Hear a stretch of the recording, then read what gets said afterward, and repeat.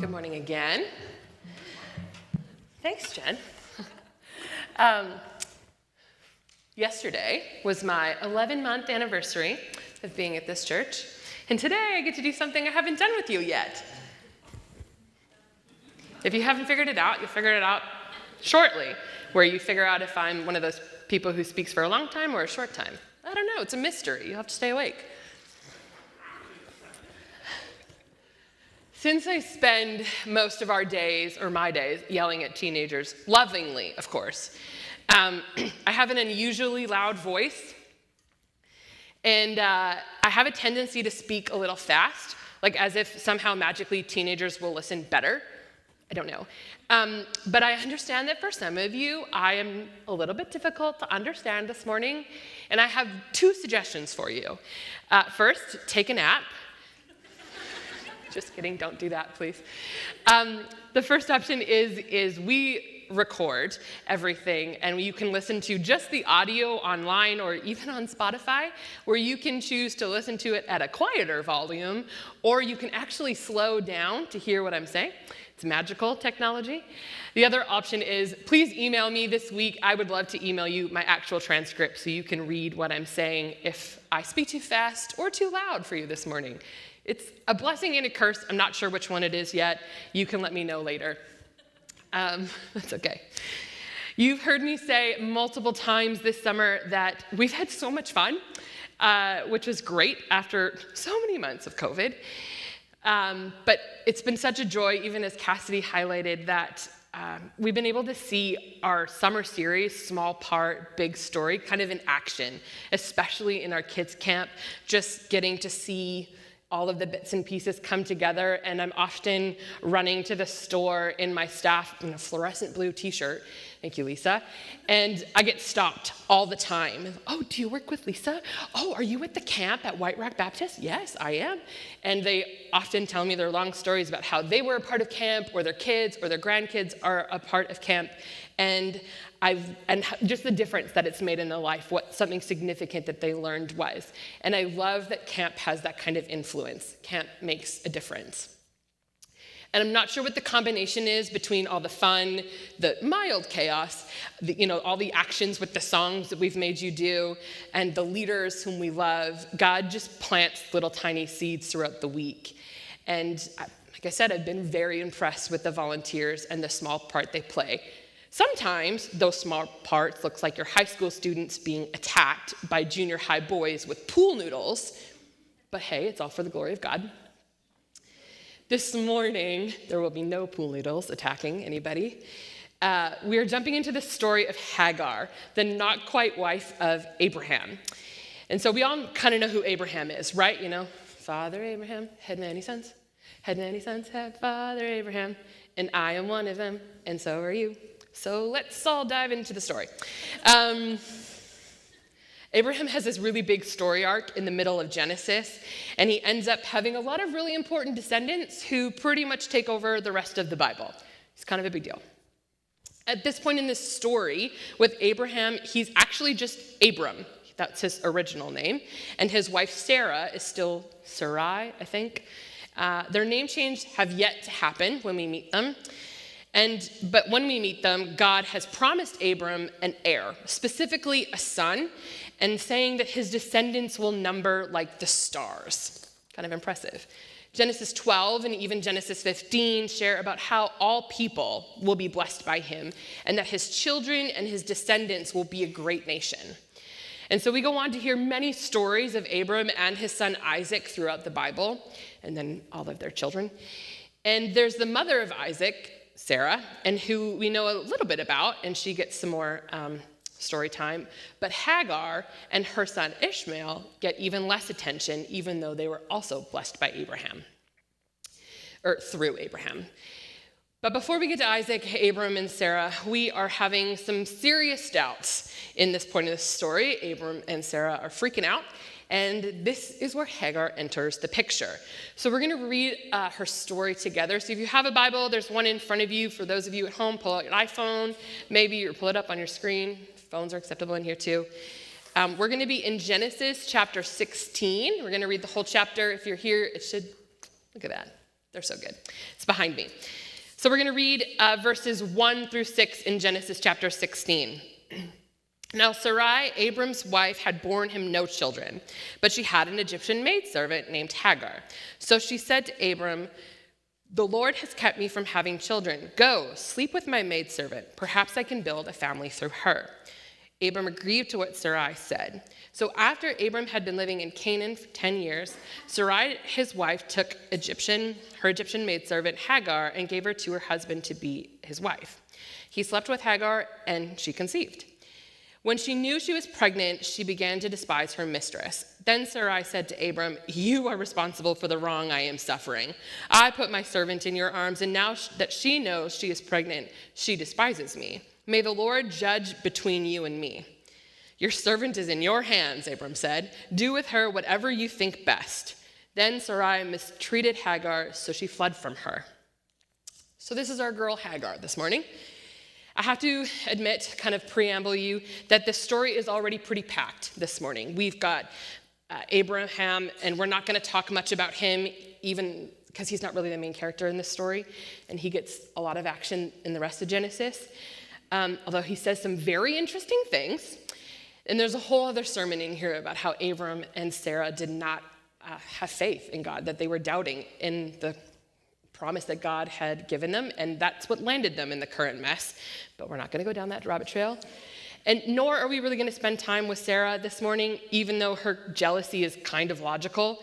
She's been barren and she wants a son, especially when the God of the universe has promised a son to her husband.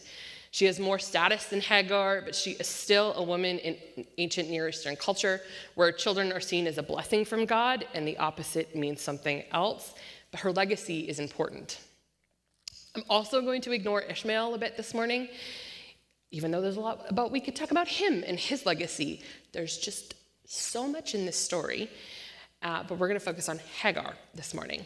So Hagar is a foreigner. She's Egyptian, she's a woman, she's about to be a mother, but she's not quite a wife, and she's a slave. Ancient Near Eastern culture means that the child Hagar's going to bear will be Abram's fully legitimate child, and the babe will also count as Sarai's child as well. Hagar is still considered their property. I can't really begin to imagine the tension between Hagar and Sarah. It's loaded with power plays, and it's a complicated situation at best, and Hagar and Sarah actively dislike each other. And it's pretty interesting to note, actually, that in verse 6, that Hebrew word where it says that Sarai mistreated her is the same harsh word later in Exodus when the Egyptians enslaved the Israelites. What the Egyptians would later do to Sarai's children and descendants, Sarai did to a child of Egypt. And so these parallels are intentional. The author is foreshadowing the continuing story of God's people. So, quite naturally, Hagar flees. She's pretty fed up with her enslavement. She's pregnant, and she runs away, which is kind of a deadly move. She's got no protection. It's not safe. She also has no rights. And what is she going to do? Is she going to go back to her people? Like, if anyone finds out who she is along the way, they're just going to return her to her masters. The journey is long and far, and to her homeland, and she's pregnant and has no supplies. As we continue to read in a minute, we're going to see that God's actually going to send her back. And he will empower her and encourage her first, but he will send her back into this broken mess because it's not time yet. This is countercultural to us. I know it's kind of hard to grapple with. It's partially to protect her and the baby because Abram is rich and influential. And so it's beneficial for her and her child to be with Abram and Sarah, even if it's not the best setting. It's also because God is still writing her story. So we're going to pick up the story. We're going to continue reading in Genesis 16, but we're going to start 7 and read to the end of the chapter. The angel of the Lord found Hagar near a spring in the desert. It was the spring that is beside the road to Shur. And he said, "Hagar, servant of Sarai, where have you come from and where are you going?" "I'm running away from my mistress, Sarai," she answered. Then the angel of the Lord told her, "Go back to your mistress and submit to her." The angel added, "I will so increase your descendants that they will become too numerous to count." The angel of the Lord also said to her, "You are now a child, and you will have a son. You shall name him Ishmael, for the Lord has heard of your misery. He will be a wild donkey of a man. His hand will be against everyone, and everyone's hand against him, and he will live in hostility toward all his brothers." She gave this name to the Lord who spoke to her, "You are the God who sees me." For she said, "I have now seen the one who sees me." That is why the well was called Bir Lahai Roi, Hebrew, is still there between Kadesh and Bered. So Hagar bore Abram a son, and Abram gave the name Ishmael to the son she had born. Abram was 86 years old when Hagar bore him Ishmael. So out there in the desert, Hagar meets an angel of the Lord, which is pretty cool, because it's never happened to me, so it's cool to her. But it's the first time in the Bible that we have an appearance like this that show up. And so there's a bit of debate here in this section between scholars if this is actually an angel of the Lord or if it's actually God meeting with her. And so for the sake of this morning, I'm actually going to follow the language that Hagar uses in verse 13. She says, she gave this name to the Lord who spoke to her. So I'm assuming that she's speaking directly to God. We'll just go with that this morning. In this interaction, there's this proclamation of Ishmael's birth, which should feel reminiscent of when Mary gets told that she's pregnant with Jesus. There's a blessing for Ishmael. It's not the same blessing God promised to Abram, but it is a blessing nonetheless. There's going to be a son. And if we had time, we could jump into more of this blessing, but he's going to be of a donkey of a man. Don't you mothers pray that for your sons? It's a blessing. But what happens next is my favorite part. Hagar names God. I love this because in Abram's and Sarai's conversation, Hagar is referenced 3 times, but never by her name, always maidservant or servant, which unfortunately is just a way to keep reinforcing her lower status. So when Hagar is in the desert and the first thing God says is Hagar, he says her name. We know very little of Hagar, and since she is Egyptian, she probably actually doesn't know much about who God is either at this point. But he knew her. In this beautiful desert moment, God demonstrates his care for her and how he knows her. Hagar's name means like alien, stranger, or foreigner. In her name, appearance, and status, she does not belong. Yet God still deeply loves and cares for her. And it's why throughout the rest of the Pentateuch, especially in Exodus and Leviticus, God repeatedly tells the Israelites, take care of the widowed, aka the husbandless, among you. Look out for the fatherless. Welcome the alien among you. God is deeply concerned with protecting the vulnerable. And Hagar is an example of that love and care. When Hagar responds, she gives a name to God, El Roi, the God who sees. What she does is unique. She is the only person in the Bible to give a name to God personally. She's giving a title to God of what she knows to be true and what she's experienced. She knows that the Creator God looks down and sees her situation and calls her by name. So then it's no coincidence that Hagar also is to call her son Ishmael, which means God hears. The naming is all evidence to me that God has a way of exalting the vulnerable. God is omniscient, meaning he knows all things, nothing is a surprise to him. He knows exactly what's happening with Hagar. And while that doesn't always satisfy the, why is this happening to me question, I think it's important that we remember that God sees and remember that it all has a role to play in the big story of God's redeeming work. God doesn't turn away from the cries of his children. And in this moment of desperation and hopelessness, El Roi meets with Hagar and speaks life over her son. A question presents itself at the end of chapter 16, which we just read. Is Ishmael the son of the promise? Well, for the next 13 years, these characters in this story might have assumed that it's him. We know the outcome, and it's answered in the next chapter, but Isaac is coming. So if we fast forward a few chapters in Genesis, God renews his covenant with Abraham, promising him that he will have a son with Sarah, and this is where their names officially get changed. They go from Abram and Sarai to Abraham and Sarah. And just as God said in this promise, a year later, Isaac is born. So Hagar's story continues. If you want to pick up your Bibles or follow along, we're going to follow in Genesis 21, and we're going to read 8 through 21. The child grew and was weaned, and on the day that Isaac was weaned, Abraham held a great feast. But Sarah saw that the son whom Hagar the Egyptian had borne to Abraham was mocking. And she said to Abraham, "Get rid of that slave woman and her son, for that slave woman's son will never share in the inheritance with my son Isaac." The matter distressed Abraham greatly because it concerned his son. But God said to him, "Do not be so distressed about the boy and your maidservant. Listen to whatever Sarah tells you, because it is through Isaac that your offspring will be reckoned. I will make the son of the maidservant into a nation also, because he is your offspring." Early the next morning, Abraham took some food and a skin of water and gave them to Hagar. He set them on her shoulders and then sent her off with the boy. She went her way and she wandered in the desert of Beersheba. When the water in the skin was gone, she put the boy under one of the bushes. Then she went off and sat down nearby, about a bow shot away, and she thought, "I cannot watch this boy die."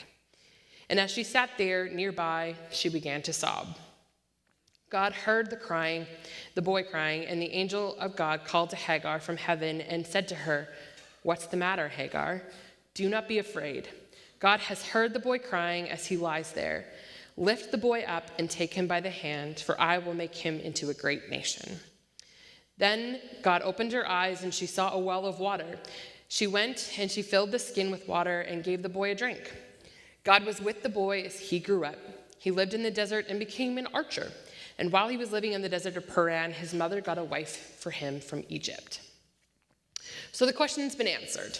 Ishmael is not the chosen son. And again, we don't see the best side of Sarah here. And we see this tension of the two mothers and their sons play out. And Abraham is clearly torn from the situation because they're both his sons. But God reassures Abraham, promising him that Ishmael will also father a nation. And after much wrestling, Abraham sends his son Ishmael with Hagar away. And for a second time, Hagar finds herself in the desert, meeting with God.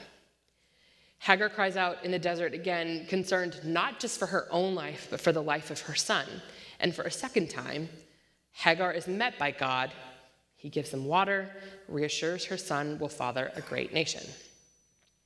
But this time, God doesn't send her back, which is also probably a way of God protecting Ishmael from more conflict with Isaac, especially as they grow up. It'd be chaotic. Either way, God's timing is perfect, and he weaves it together in this big story. Even though Isaac was the chosen son of the original promise, God did not forget or ignore Ishmael. God's grace, care, and love extends to those outside the promise. And that's Hagar's story. Although she's mentioned in the New Testament, Paul uses Hagar and Sarah as examples of living in freedom and slavery in Galatians chapter 4. But we don't hear any more of her life. We see Ishmael and a list of his descendants, and he makes an appearance again at Abraham's funeral. But we don't even get to see Ishmael's story carried out in the Bible. But we trust God's promise to bless him and to be the father of a nation to be true. It may look like an unfinished story, but only from our vantage point. The thing about this story that doesn't sit well with me is that when Hagar flees for the first time, God tells Hagar to go back. I don't like it. It makes me a bit uncomfortable, and frankly, I don't really understand why.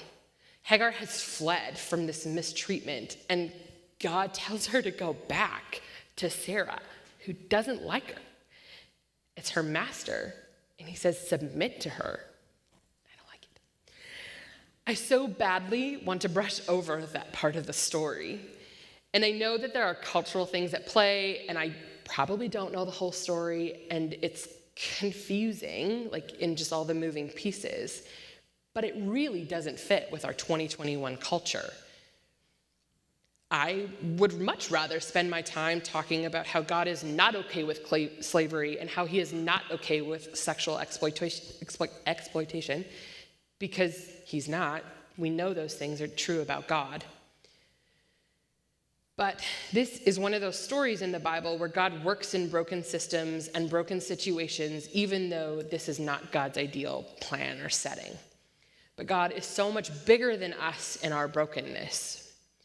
I need to clarify this for a second. Please don't hear that Hannah said to go back into abusive situations. Not what I said. We don't want that. That's not the case. But the setting of the story is complicated and broken. Just because that's not God's ideal situation doesn't mean that he can't use it for good. In fact, one theologian I read this week said, Hagar's situation demands that we pay attention to the women around us who live in oppression from slavery, class, poverty, ethnicity, sexual and economic exploitation, homelessness, and the challenges of single parenting. Hagar's story draws us into emphasizing with women in this position and crying out to God, to bosses, to men, and to the people of the dominant group on her behalf. I read all this and studying Hagar all this week, and here we are, watching Afghanistan fall to Taliban rule, leaving women and children especially vulnerable. And Hagar's story reminds me that there is hope. God saw and was with Hagar, and we know that God sees and hears our brothers and sisters in Afghanistan. God does not love Christian women in the West more than he loves women in Afghanistan who happen to be Muslim. If they cry out to God, he will answer. I don't know how, and I don't know when, and I know that God doesn't always liberate the oppressed in ways that we would like, but he hears and he responds to the cries of the desperate.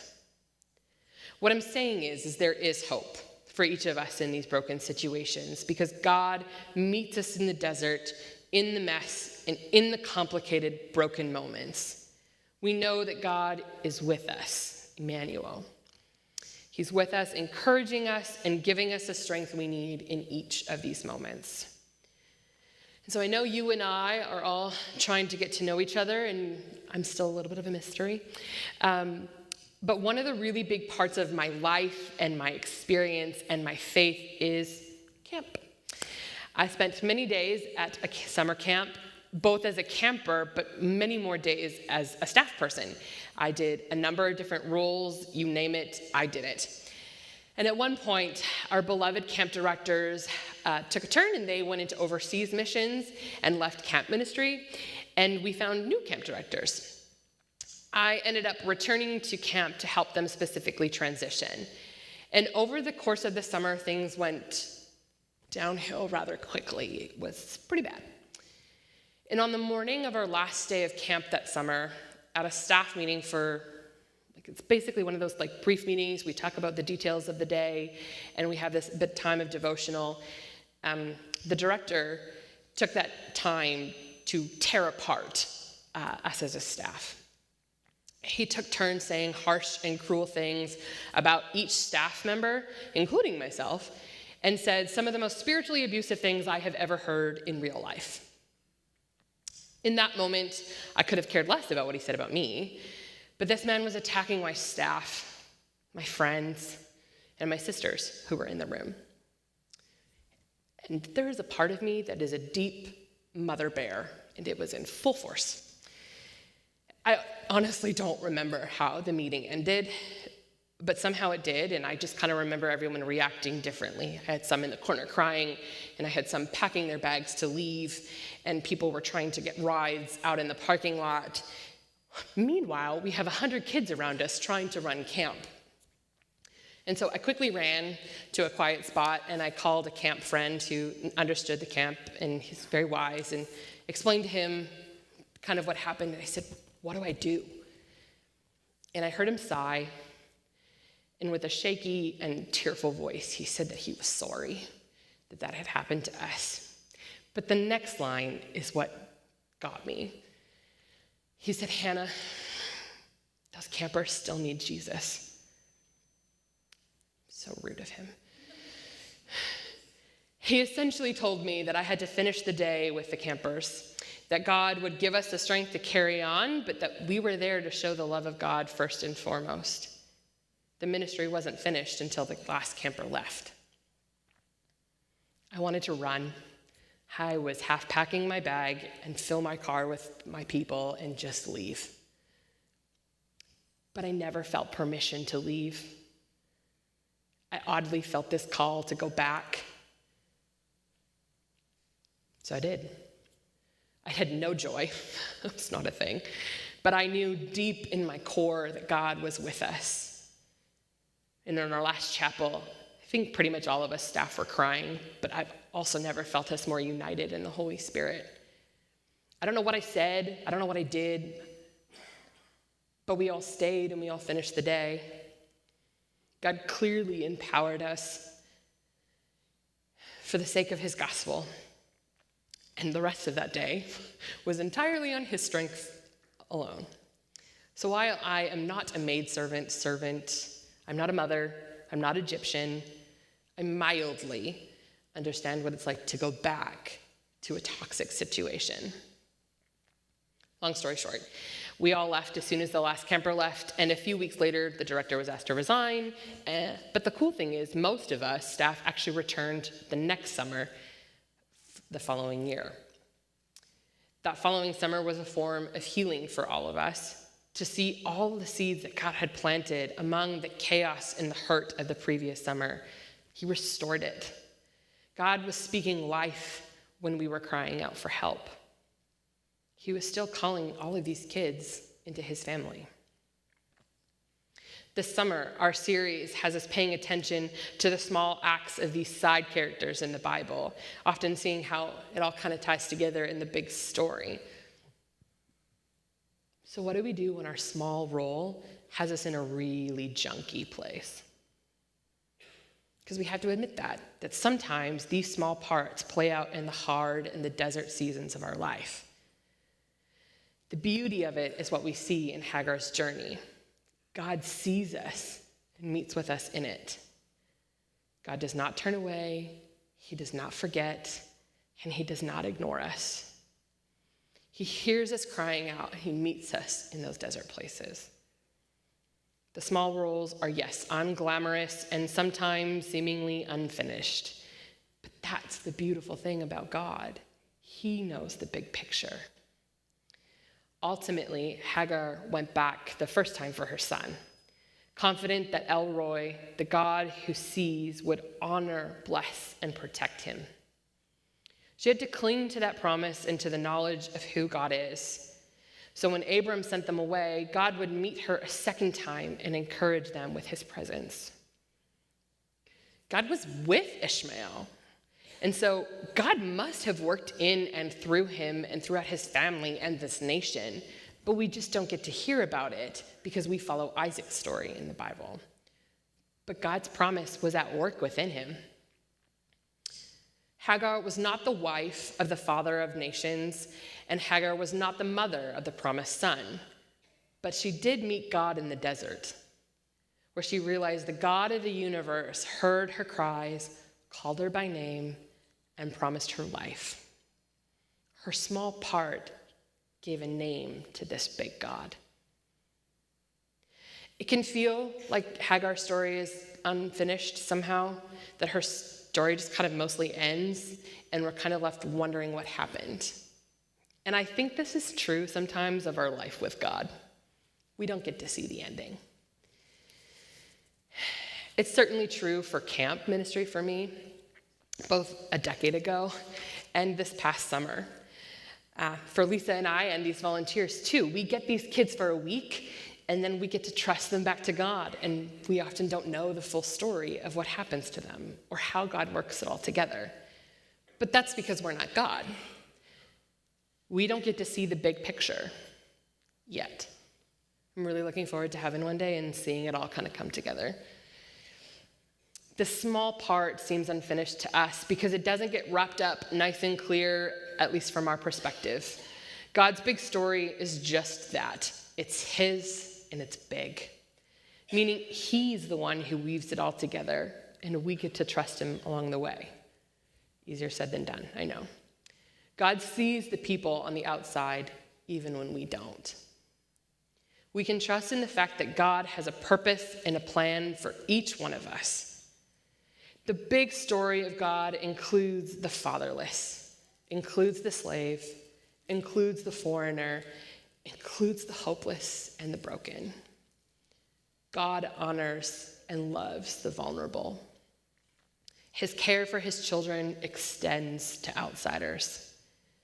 El Roy is a God who hears our cries and responds to us by name.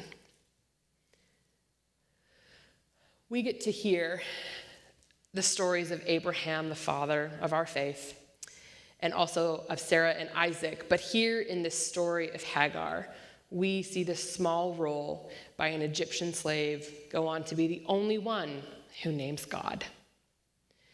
And that's the small role of Hagar in the big story of God's kingdom. I'm going to invite our team back up. I really appreciate our worship team in the way that they weave together the things that we're saying and the things that we're learning about God and how we worship. And when he picked the song that we're about to sing, I really resonated with it. I hope you do too. But there's this line in here that says, I am a child of God. Because it doesn't matter if we are sons and daughters of Hagar or of Sarah. We are children of God. And that is no small part. That is the invitation into the biggest, most exciting, yes, complicated, beautiful thing.